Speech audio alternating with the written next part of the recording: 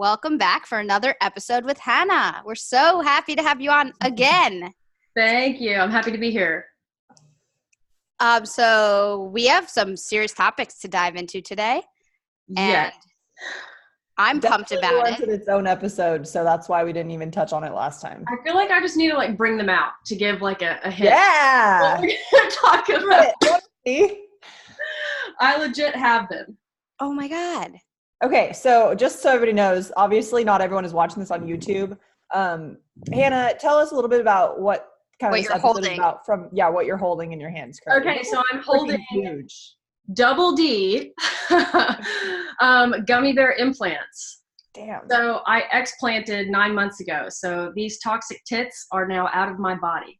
Those are like as big as your face. Right? Like that's what I'm saying. Like what surgeon thought these were appropriate for my frame? She's a petite person for anyone that has not seen her Instagram or her pictures from like when she went pro. I mean, she's teeny and those are not small. So to give you some stats, like I'm sure we'll get into it, but I was an A cup and I was like sub 10% body fat. So literally had zero tissue when I got them. And I went double D. Well, it wasn't my choice. Like I actually agreed on a small D cup. And like part of like, I don't know, I guess like part of implant surgeons, their whole, what am I trying to say? Like the contract you have to sign is basically giving them discretion, like once they get in there to kind of fit the pocket for like whatever they think would be appropriate. So based on what? Like as a surgeon, I was like, okay, yeah, you probably know best, right? Like just I'll give you some, wiggle room there. And I woke up with double D's. So that was cool. What's the criteria for choosing like what they think fits? Like how they want you to look or like what your rib cage is like or what? See, I think it does have to do with just like your general pocket, like once they get in there, because if they do too small of an implant. So I'm not going to like name drop my surgeon or anything because I mean, he is a great surgeon. I just don't think he really, I tried to explain like how athletic I was, how I wanted to move, how I still wanted to be able to like do the things that I was doing in the gym. Even like plyometric wise, like I told him, I like to tumble. I like to do like burpees. I like to just be able to move without restriction. And a lot of the like implant kind of reviews that I was reading, they were like, oh, it kind of tugs whenever I'm doing push-ups or it tugs when I'm doing chest press or like pull-ups. And I was like, okay, I don't want any of that. And I thought, I had explained it in a way that he was on board. But I think at the end of the day, he was like a lot of women wake up and they wish that they would have gone bigger. And I was like, okay, so I guess I'll give you, half a cup wiggle room here. Like if you think that's what fits my body, like, best, you're the surgeon. So I just went with it. And maybe that was like my mistake. I feel like we're already like chapters down to my story, but it's fine. Like we'll go ahead and dive in. Just a quick question about that. As far as his like past clientele, does he usually work with really active people or? He had a few. So he has like a Facebook group that I was on, and he had a few like really active people, but not to the extent that I was, I think. Okay. I mean, I had talked to a few women that actually recommended me, and they ran like marathons. They were in the gym like 2 or 3 times a week. No big deal.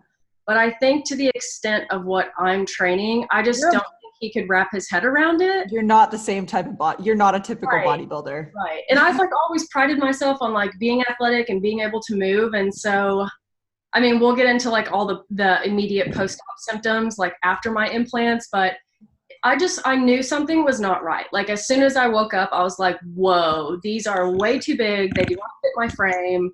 And immediately like I did not feel myself. So.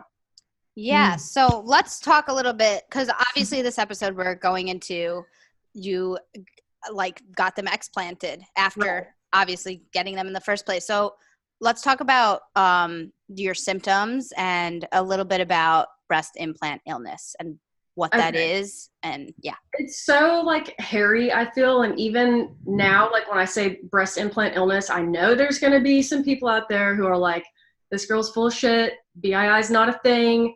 But like until you live with it, and I mean, even JC, like I wish he was here, but like until you live with somebody with it, struggling the way I was struggling, like I understand like why people, especially women with implants, like they get a little defensive when they're not dealing with it. But I feel like everyone's just different. Like when you're putting a foreign object into your body, of course your body's going to have some sort of response to it. It's like food. Right. Like, or I mean, when someone gets a knee replacement or something like that, like they can reject that implant just like we can reject our implants. So I don't know, like I think it just affects people differently. But immediately like post-op, well, this is like where it gets a little hairy for my specific situation, because I was in prep and I was, I think I was 4 weeks post-show when I went under the knife to get my implants. So I didn't necessarily have the body fat to recover, nor was I at like a caloric intake to recover the way I needed to. And then even after I got implants, 6 weeks post implant surgery, I stepped back on stage. So I didn't take time off. Like it was just, I went to nationals. They told me I needed boobs, scheduled surgery, like got boobs. And then 6 weeks later, I was back on stage. So I didn't take the recovery time that I needed, nor did I have like the intake to support a recovery. Do they tell a lot of competitors that? Well, here's the thing. I'm not trying to get in trouble with NPC, because this was like years ago where I feel like they kind of, no one, you know, they're not going to tell like anyone directly, like, hey, you need boobs to be competitive. But I did get on the phone with like a male judge, and this was years ago, and he told me in order to be competitive, I would need more top half balance. So he kind of like got his way around, and then he was telling me, well, you don't need to put on like shoulder size, you don't need to put on any more muscle mass, but you do need more like top half balance. So I don't know, it was kind of like a roundabout way of saying like, hey, you need tits to be competitive. And I think like 3 or 4 years ago, there were a lot more competitors who had implants, and that was kind of, I feel like the look they were going for was just very like big, fake looking implants. And I think since then they've gotten a little backslack for it. Again, I'm not trying to get in trouble with NPC, because he called me, like this specific judge, he wanted to jump on the phone. And I think he wanted to do that so he wouldn't have like, you know, text record of him telling me like, I need boobs. Yeah. So I don't, like, I'm not holding it against whoever it was, like, obviously, but I do think that over the last couple of years, there's been enough girls that have brought it up to some of like the higher up people in NPC that they've kind of like nipped it in the butt and said like, that's not a requirement. We don't look for that. And they've kind of handled it that way. So I don't think it's as much of a like requirement, air quotes here, as it was in previous years, just because they've gotten backlash from it. On one hand, I mean, that is unfortunate, because that's not something you can work for unless you literally mean like your salary and paying for them. Exactly. Because that's what should be what bodybuilding is, you know, I think. But also, on the other hand, it is completely subjectively, at least bikini. Yes. It is mostly subjective. Like 2 women can have the exact same frame, and if you present yourself differently, or your hair is better or whatever, then your tan's smoother, or your makeup is like brighter, or I mean, it could be so many different things. And I mean, like I'm hesitant to even like connect the word like femininity like with boobs, but I feel like with bikini, they are looking for like that total feminine shape. And when you get like, you know, 10% body fat, you have 0 boobs anyway. Of course. That's normal when you're 10%. Sub 10%. Not everyone. Me and Hannah, maybe you, but like I feel like some women, if you have like C's to begin with, you're gonna have boobs. Right. You do have a little bit more. Now I was coming from an A cup, so like I legit had chest striations all the way across my chest, like whenever I was stepping on stage. So it's just, I mean, it is different for everyone. Like someone can keep that breast tissue, but I could not. And like even stuffing my suit, it was like trying to like push up a pec muscle, like it didn't move. So like my only option to get like more volume on my upper half was to get implants. And I wasn't someone who was ever like self-conscious of my boobs, and I hate to say like I went under the knife for competing, but like 3 years ago competing was my entire life, and like that was my sole goal, was to turn pro. And I got implants, and the next national show I turned pro. So I don't know, like it's a hairy situation, this whole thing. So when did you get the implants? So I got them, it was June of 2017. Okay. And I had just come off of like a 26-week, pretty hard prep. And, you know, I knew I like needed some more top half balance or whatever. Like I had been told that a couple shows. Oh, sorry. I don't know if y'all heard that. It's okay. It's fine. I don't know how to mute that. It's fine.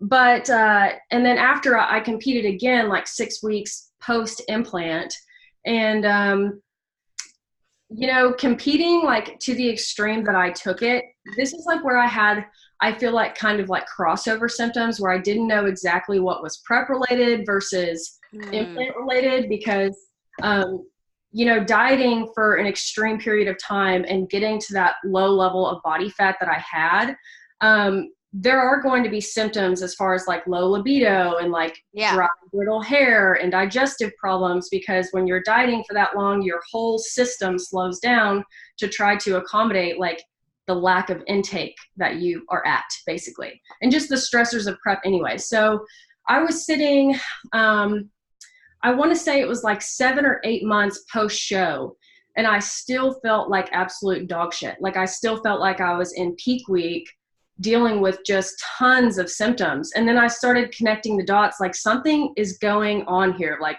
this is not, I mean, because when you raise your intake, you start to feel like, better. Yeah. Right. You start regulating again. Like your hormones come back, you get your period back. Like usually your hair gets stronger, you're eating more. So it's supporting just overall like feel and hormones and all of that. And that just never really came for me. Like I was sitting 8 or 9 months post show and I was still feeling like garbage. And I was like, something's going on. So I just started like documenting my symptoms. Like I just started writing them down in my calendar, and they came on pretty quickly. Like all of the crossover symptoms were one thing, but then it started turning into like skin rashes and like major digestion issues, anxiety, depression that I've never dealt with before. Like there were weeks that I did not leave my house. And that's just so not me. Like Megan, like, you know me better. Like, I mean, you've been around me enough. Like I feel like I'm a pretty outgoing person.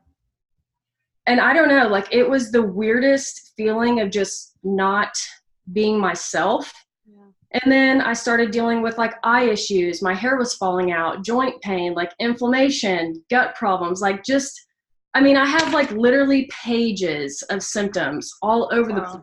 And it's just like, it really is like mind blowing. And then I want to say it was almost a year after getting implants that I finally took a step back and I was like, okay, something is really happening here. Like this is an autoimmune problem. I have not regulated post like surgery or like post competition, like something else is going on. So then I got turned on to the Facebook page of BII. Like I put pretty much everything on social media, and I feel like over the last year and a half, like I've been kind of like a hermit just because of my mental space. Like I wasn't able to just be myself and put it all out there like I usually do. And I had a few girls that actually recommended me join this page, just read through the symptoms, because a lot of the things that I was complaining about, I guess they had made the connection for me. And so when I got turned on to like the BII Facebook page, I was like, holy shit. Like without just jumping to conclusions, I was like, this is nuts. Like all these women, their stories are so similar. It's so similar to the symptoms I'm dealing with. And I didn't want to like jump to conclusions as far as, I don't know, self-diagnosing myself. You know what I mean? Like you read, you think you have something, then you go read about it and you're like, oh my gosh, this is me. It's confirmation bias. Yep. Right. But it really was like that. I was like, this is what I have. Like I haven't felt right since my implants. Granted, like it was a little bit of surgery and then like prep, and like I knew some of those symptoms were crossover, but I was like, you know, 8, 9 months post show, like I should be feeling a little better than what I'm feeling. And I just was not at all. So. Wow. Crazy. Yeah. So once you kind of started to think like, okay, maybe I really do have this, did you reach out to anybody else? I mean, because it was crazy. Last year, I remember there were like 4 influencers that I personally follow, not including you, that all got explants. And then, I mean, one of my best friends has implants and she's never had an issue, but she's also one of the most like level-headed, non-stress people that I have ever met. And she's never been through prep. Yeah. So I think, you know, last year, or I guess it was whenever all the influencers came out, I feel like it just brought more awareness to the situation. But some people just don't necessarily put it all out there on social media. Like, I've had, no joke, probably 200 women contact me and tell me their stories, tell me about their explants, whether they've posted about it or not. And I've had competitors who haven't even like posted about their journey because they were too embarrassed, but they've explanted. So just the amount of women that like have related to my story, or like even me bringing awareness to symptoms that their moms might be experiencing or their sisters might be experiencing, but like they haven't connected the dots. Like, it's just crazy to kind of, obviously I'm not going to tell anyone to explant, but just me putting my own story out there, like people are starting to connect their own dots and they didn't even know it was a thing. And that was me. Like, whenever I got implants, I didn't know I would have complications with them. Like, I didn't drop $5,000 to get them out 2 years later. You know what I mean? So it was just, I don't know, like, I hate to say like it was a trend or something like that, but I do just feel like awareness was brought to it.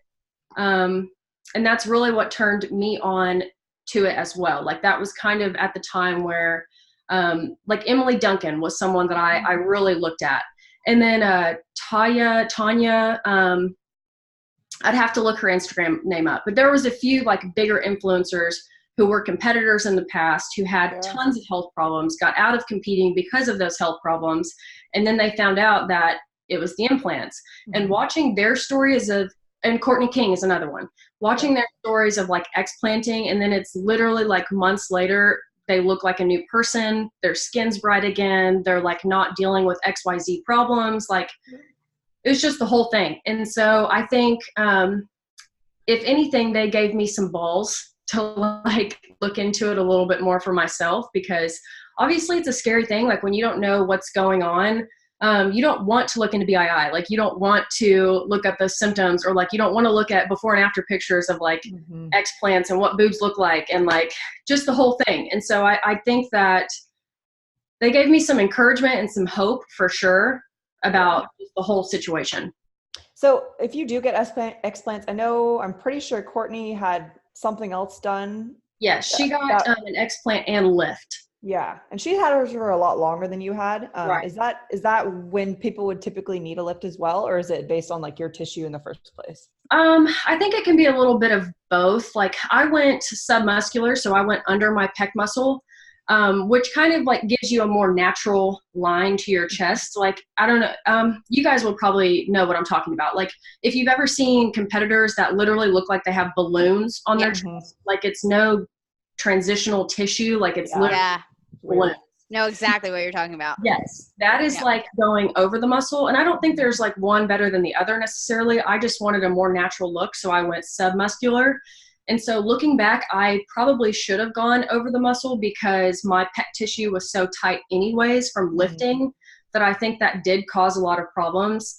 Like, I was so pulled forward, and I was in this position for, no joke, 4 or 5 months post implant, because my tissue was so tight, and having an implant like literally shoved up under your muscle, you have to relearn how to stretch your chest, and like you have to work your back in a completely different way to even be able to hold your shoulders back.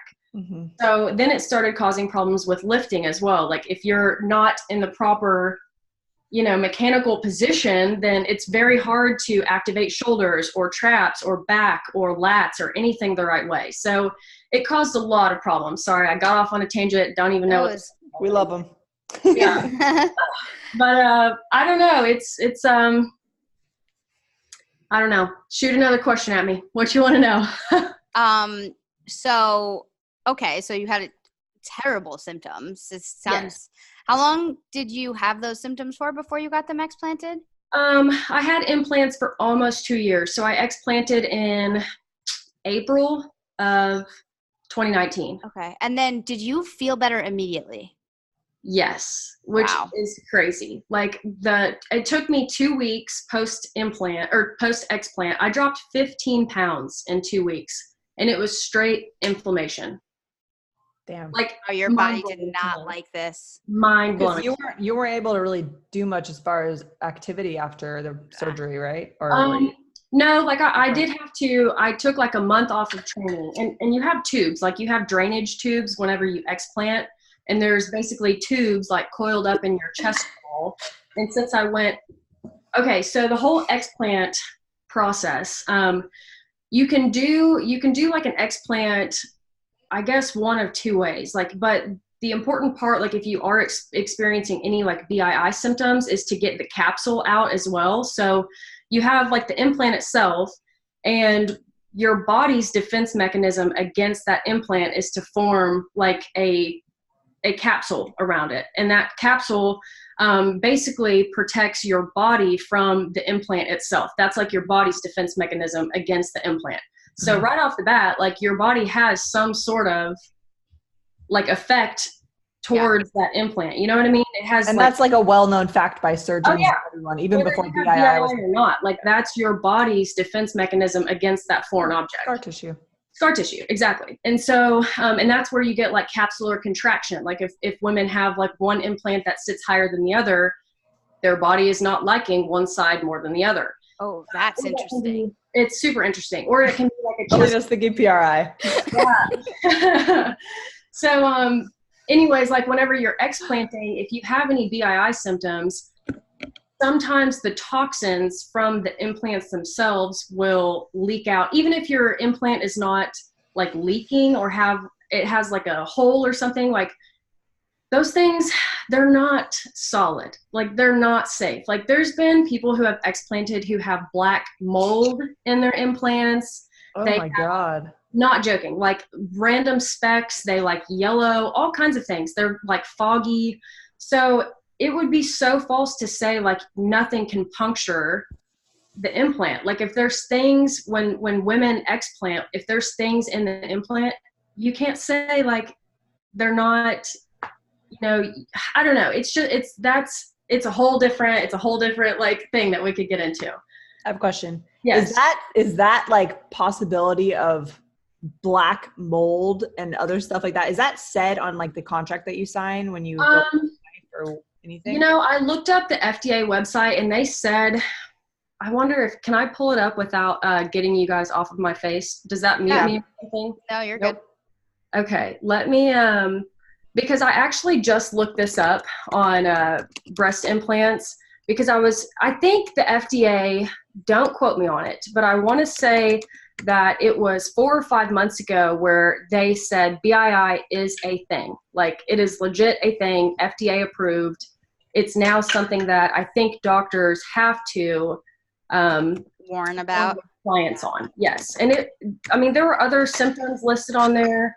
Like it can cause like rippling. It can cause insensitivity to the nipple. It can cause calcifications, implant, like all kinds of just complications, rupture, deflation, symptomatic symptoms is what they're listing BII under. So it can cause like large cell lymphoma, which if you have like a predisposition autoimmune disorder, that's where like BII I feel like stems from, because if you have a predisposition like issue, it's compromising your immune system even further. So it's allowing those symptoms to explode, basically. Yeah. That is interesting. It's super interesting. And it's frustrating, honestly, because that's not something that I was warned about, at least verbally. Like, but who's going to sit there and read like a 50-page packet? Nobody. Yeah. Well, and you had tunnel vision at that point. Right. Like, I mean, if you're going in with cash in hand, like wanting implants, like, I don't know, like I probably should have done some more research, but we can shit ourselves all day. That's, it's not going to change it. And I think almost this was obviously a huge learning experience, but you shared so much on your social media, and like you said, 200 women reached out to you. That's amazing. At least. And you were really open about that experience. And was that difficult for you? Honestly, no. And like, I had some people give me a little backlash saying like, oh, you should keep this part of your life private.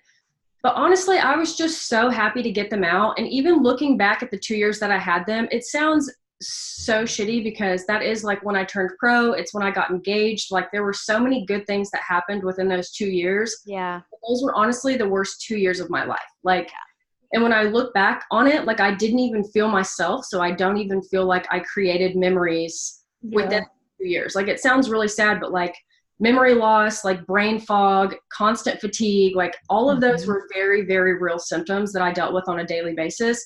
That was probably the shittiest coach I have ever been in my life, because like I just could not remember plans. Like I remember I would have to check in with clients, and sometimes like I allow my clients to check in via text sometimes.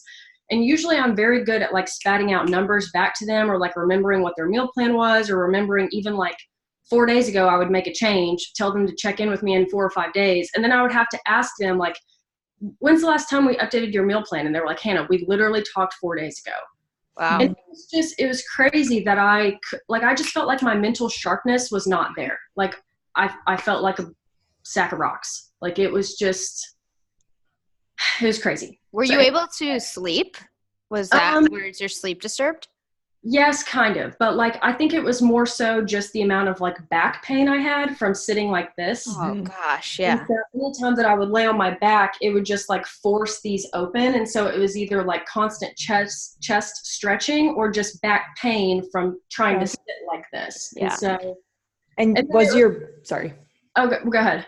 I was going to ask about your breathing. Did you feel like yes, you can breathe as well, even at rest, or very restricted? Like I always felt like I was taking like 3/4 of a breath. Like I had to really have a conscious, like full breath if I wanted one. Wow. Yeah. So like back to the explant. So to properly explant, if you're having BII symptoms, they have to get that capsule as well. And you can do that if you have any sort of like rupture or anything. They have to do what's called like an en bloc, which is where they're cutting you almost completely under your boob. And for me, since I was submuscular, they had to recut my pectoral my pectoralis major, lift that up, and then they have to go in and carve out the capsule. Wow. And they have to take the whole thing out at one time. So if it's a rupture, which I didn't have a rupture, thankfully, but they have to do like an en bloc style, or it's called full capsulectomy, which a full capsulectomy is a little bit different because they can cut the capsule itself, take out the implant, and then go back in and remove the capsule.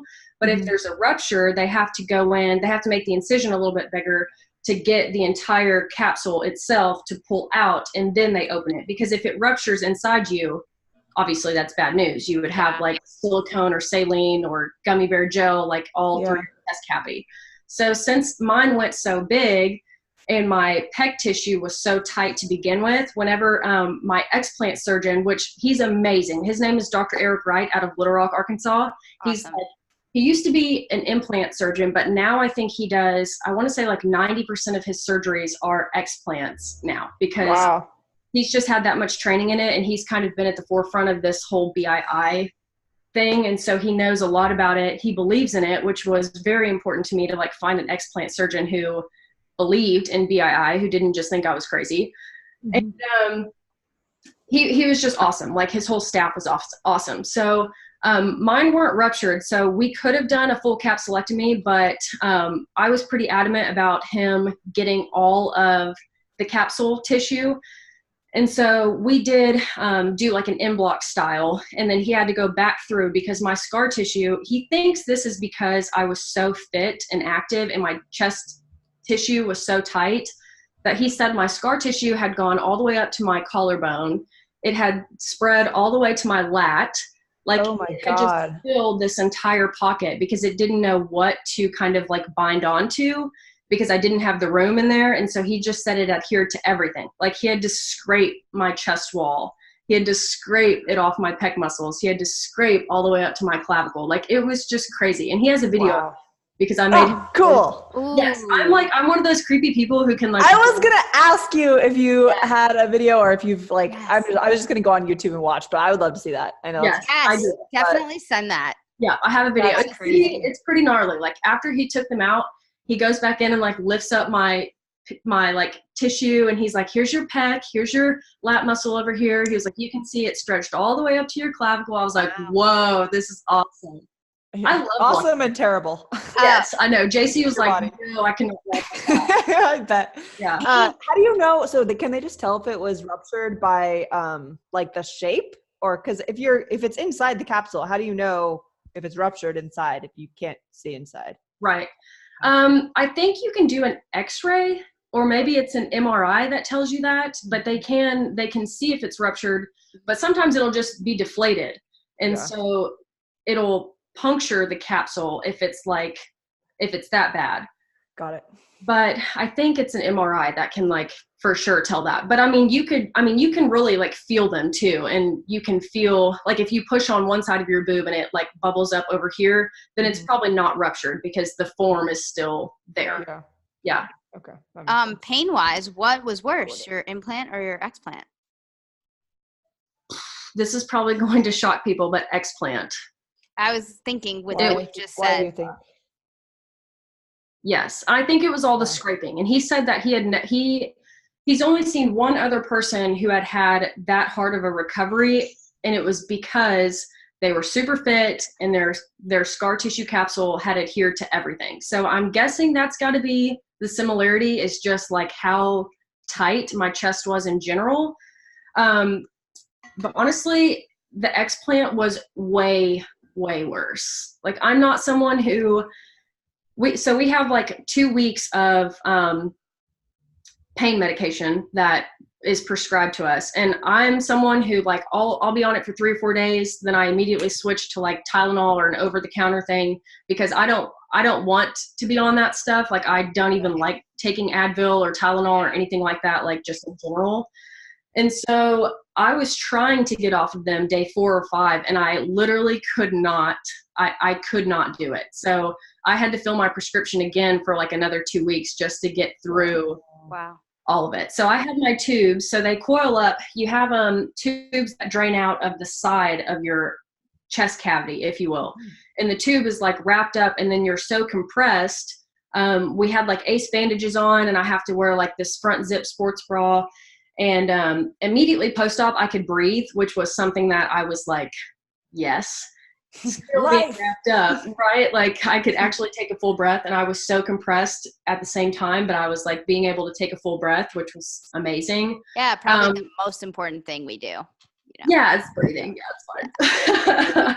But I think it was, I don't know if it was the explant itself. Like, obviously I was very sore, but I think what gave me the most trouble the first like 2 weeks post-op was honestly the drainage tubes, because it was no joke. I could send you guys this video too. It was probably 2 feet long of like tubing that was coiled up in my chest, and I had to remove those myself, which was pretty cool. I have that video too.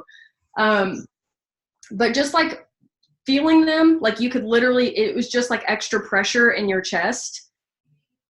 And it was just uncomfortable, if nothing else. Yeah. And I was just sore, but I think that was from just being scraped as hard as I was scraped to get that capsule out. Yeah. So go ahead. No, go ahead.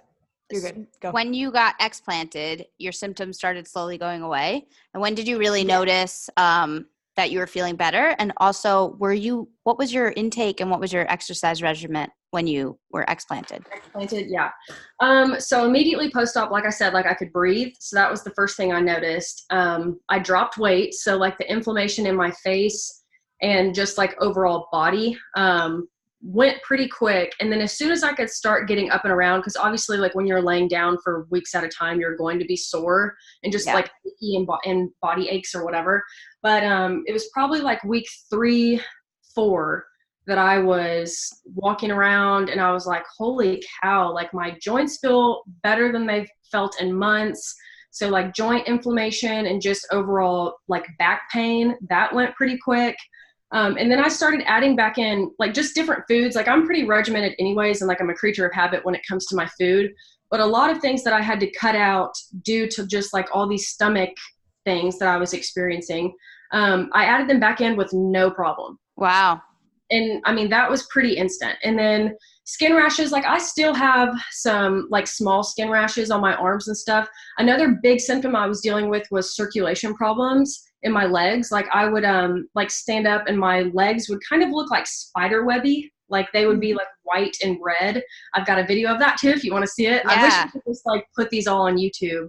I've tried to record a video, but it's just, I don't know. It's easier like when people are asking you. Yeah. When I'm just sitting down to record a video, it's like. Yeah. Well, we may be able to put it up if you want. Yeah. I don't know how. Alina will figure it out. But circulation problems, like that was another big one that I was dealing with. Like my feet were always cold. My legs were always splotchy. And then like if I would grab them and release, like that handprint would stay there for, no joke, like 10 seconds. So I mean, some big just circulation problems that were happening whenever I had implants. It's like, and those were gone. Pitted edema almost. That's what that, when you, yeah. It was very weird. Wow. And so those cleared up pretty quick. My eyes, so that was another big problem whenever I had implants. This is going to sound, I think it stemmed from just having overall like dry hair, brittle nails, like dry eyes. Mm-hmm. I went to, I always botch this, ophthalmologist. Yeah. And they were saying that my eyes were so dry. And so I started having to do like these artificial tears multiple times every day. And they didn't know what was going on. And I had formed a callus on my left eye from it being so dry, like it wasn't lubricating itself. And so I literally had a callus. And every time I would blink, it was just scuffing the callus. That is terrible. You wear contacts too, right? No. You don't? Okay. Like I've always had 20/20 vision. And then like after I got implants, it was like gone. Wow. Yeah. And so when I got those out, the whites of my eyes got immediately brighter and I can't even feel the callus anymore. Like it's still there. Like if I don't use artificial tears for a while, or like I'll work on my laptop for hours at a time, it'll get red and irritated, but it doesn't feel like the grain of sand that I had in my eye for like a year. Wow. So when you explanted, what was your intake, and like were you planning on doing a show anytime soon, or were you just more of a lifestyle person? Yes, I was just trying to feel good and to like be normal. Because it really was like the only way I could explain it to people without sounding crazy was just that I didn't feel myself. Like the amount of anxiety and just depression, like I did not want to leave my house, and that's just not me. Like my mom was worried about me, my dad was worried about me, like JC was like, I thought he was going to leave me at some points because he was just like, this is not the person that, you know, I got engaged to. And I knew that, but like I couldn't do anything about it because I literally didn't know what was going on. Like I just felt like shit all the time. And so I don't know, that just it's been such a process of like, I'm 9 months post-op now. I feel better than I've felt in a long time. I feel like I'm like getting my life back, which is just crazy because it's something so simple. It's like implants. Like I got implants for what, you know? Yeah, but it's so amazing that you're sharing this. Like this, it's not so simple to like open up. It's personal experience, and for you to share this, like you sharing on your Instagram, but then now letting this podcast out, I think it's going to help a lot of people. Well, and makes you a better coach. Yeah. For sure. Yeah. Because you've been there. I think a lot of my like trials have been building my just coaching ability, like me rebounding post shows and like dealing with the body issues and like all of it. I mean, I've been there, done that. And I can say that like confidently with so many things that I've been through. So it's amazing. Experience is the best teacher. True. I'm so glad we talked about this. Me too. This was really informative. Interesting. Yeah. Wow. Yeah. And I bet there's a lot more people. I mean, not that many people pay as much attention to their body as you do, but I think if people were to start, then it may actually, I mean, cause it's hard too. Cause I'm sure, I mean, you seem like you probably notice things pretty quickly, but putting two and two together or kind of realizing like day to day, like, hey, I kind of feel like shit, but it's kind of come up. Right. It's a slow build. I'm very into my body, and like I just like I knew at some point I was like, I live way too healthy of a lifestyle to not feel healthy. It's not like look healthy. Yeah. And I don't know, like I'll for sure send you guys 2 pictures. Please. So intake wise, that's what you asked. I think my intake, because I was far enough in my off season at that point that I was probably back up to like maintenance, I would say. So like around 2,000 calories, minimal cardio, like whenever I felt like doing cardio. Yeah. And even, so I have like an 8-month transformation picture that I'll send you guys. Yeah. But I was at the same intake, same expenditure levels, and I'm like 15 pounds down. Inflammation is just gone. That's the picture that we were chatting about, and it was so crazy noticeable. And like face-wise, and then I have a body one too. Yeah. That picture was like, it's crazy. Because I remember you posted it, and then I was like, we have to do this podcast. Yes. Yeah. Like the amount of like eye inflammation, that's like really what I noticed. I just remember whenever I had implants, like this was one of the really big symptoms is like when I would smile, I felt like my face was changing, like the shape of my face, but it was just the amount of inflammation that I was holding on my eyes that like I would be so squinty when I would smile. And I remember having a couple like, you know, laugh it off captions on my Instagram where I was like, oh yeah, I'm just squinty eye Hannah over here. Like, I don't know why I'm squinting so much during these pictures, but looking back, it was just the inflammation on my face. I really could not, I just didn't recognize myself in the face. And then, you know, like I said, like 8 months post-op, like I was looking at some of my smiling pictures and I was like, yeah, that's me. That is like the person I know and recognize. And JC has said the same thing, like even 5 or 6 months post-op, he was like, you're getting back to yourself. And it's really nice to see you again. Yeah. That's so amazing. That's good. Awesome. It is. It's very cool. So glad like you had him for this journey because he was there for the. We need to have him on. Yeah. I know. He's next. Yeah, good. He was there for the implants and the explants. So like he knew me before I even had implants, and even whenever I got them, they were just so tight. Like I wish I could explain to you guys, like I could literally be naked doing jumping jacks and those things would not move. Like they were so tight on my chest. It's not like, so, okay, this was probably a month post-op of implants, getting them. I remember going back into my implant surgeon and I was like, are these things gonna like settle or like soften up at all? Because they're literally like hard as rocks. And I don't understand, like these don't look natural to me. And he was like, oh yeah, they just need to like settle into their pocket, which is where they basically like form. Yeah, like I don't know, they just like settle. And they never did. Like they were so tight underneath my armpit because they were just too big for my capsule. Yeah. So this may give the listeners kind of a graphic, but like think about an implant being so close to your armpit that when you're shaving your armpit, you're literally shaving half of your boob. Like that's how it was. Like, they were just so tight on my chest that they did not move and they never moved. So when I got them out, I was a little scared of like how they would look. I thought they were going to look like some empty ball sacks on my chest, but they bounced back kind of quick. And I think it's because I lifted and I didn't have them for a super long time. Like I think if you go over the muscle, obviously it's going to stretch that tissue, like the skin itself, but the tissue isn't, like the pec tissue isn't stretched over the implant. So it's not messing with your pec muscle. It's just stretching skin on top of the pec muscle. And so I think that's when people need a lift as well, because that skin is going to be so stretched that it probably won't come back. Yeah.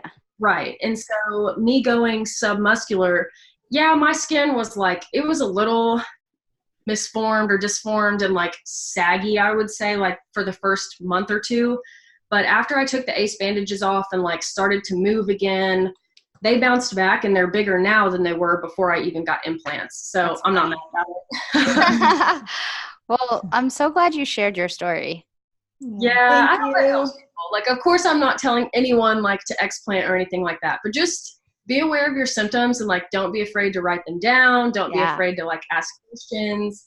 Do your research, like join Facebook groups, just feel free to slide in my DMs if you have any questions. Like I've sent before and after pictures of my explant process, like to tons of people just to make them feel comfortable, because I had, 2 or 3 people in my corner whenever I was going through it that I would DM, ask questions to. They would send me pictures before and after, like we would hop on the phone. So if I can be that person to anyone, I'm your girl. Yeah. So even though we've done this before, where can people find you? Yes, you can email me at hannahosmon@gmail.com, or you can just slide into my DMs on Instagram, and that my Instagram handle is HannahOsmon_bikini fit. Awesome. So, Cool. Thank you, Hannah. Thank you course, so much. Always good catching up with y'all. It is.